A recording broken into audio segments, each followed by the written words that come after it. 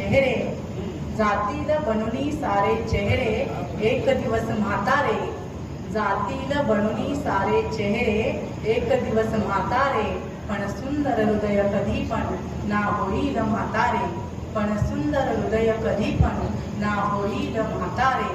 म्हणून दिसण्यात काय आहे, म्हणून दिसण्यात काय आहे, असण्यात सर्व आहे. म्हणून दिसण्यात काय आहे, असण्यात सर्व आहे. तर दिसणे हे कायमस्वरूपी राहणारी गोष्ट नाही, सर्वांना माहिती आहे. ही नैसर्गिक रचना आहे ईश्वराची आणि सगळेजण इथे तरुण कोणीच राहणार नाही.